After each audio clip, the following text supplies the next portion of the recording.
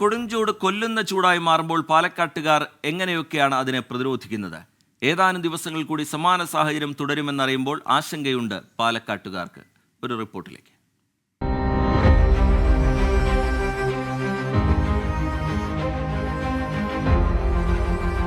അങ്ങനെ ചെറിയ ചൂടിനൊന്നും തളരുന്നവരല്ല പാലക്കാട്ടുകാർ. എന്നാൽ ഇത് പക്ഷേ അല്പം കടന്ന കൈയായിപ്പോയി. കൊടും ചൂടത്തിത് ആഴ്ചകളായി കടന്നുപോകുന്നു. പുറംപണിക്കാരാണ് ഏറ്റവും കൂടുതൽ പ്രതിസന്ധിയിലായത്.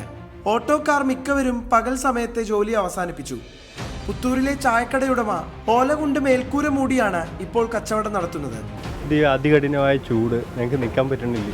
അപ്പോൾ ഈ ഓല മേഞ്ഞിട്ട് വില കമ്മി, പട്ടയ്ക്ക് 250 റുപ്യൻ്റെ 20 എണ്ണം കിട്ടും. അങ്ങനെ 2 കെട്ട് ഓല മേഞ്ഞ് ഞാനും കൂടുതലുള്ള 2 പണിക്കാരോടെ കൂടി താൽക്കാലികമായിട്ട് ചെയ്തതാണ്.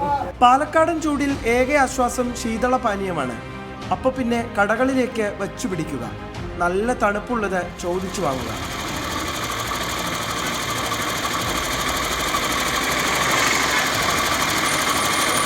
ആൾക്കാർ ഉച്ച സമയത്തൊന്നും റോട്ടിൽ ആൾക്കാരില്ല. അതുകൊണ്ട് ഇത്തിരി ഉച്ച കഴിഞ്ഞ ശേഷം ഇത്തിരി കച്ചവടം കുഴപ്പമില്ല. ഉച്ചവരെ ഇത്തിരി കച്ചവടമുണ്ട്, ഉച്ചയ്ക്ക് ശേഷം കച്ചവടം വളരെ കുറവാണ്. വെറും ചൂടല്ലിത് ഉഷ്ണതരംഗമെന്ന് പാലക്കാട്ടുകാർ നന്നായി തിരിച്ചറിഞ്ഞു. ഒരു വേനൽ മഴ കിട്ടിയില്ലെങ്കിൽ പാലക്കാട്ടുകാരുടെ കാര്യം കഷ്ടത്തിലാകും. കൊല്ലുന്ന ചൂടിനെ പ്രതിരോധിക്കാൻ ഇങ്ങനെ ശീതള പാനീയങ്ങളെയും മറ്റും ആശ്രയിക്കുകയാണ് പാലക്കാട്ടുകാർ. ഇനി എത്ര നാൾ ഇങ്ങനെയെന്ന് അറിയില്ല. ശ്യാം ബാലുവിനൊപ്പം നിഖിൽ പ്രമേഷ്, 24 പാലക്കാട്.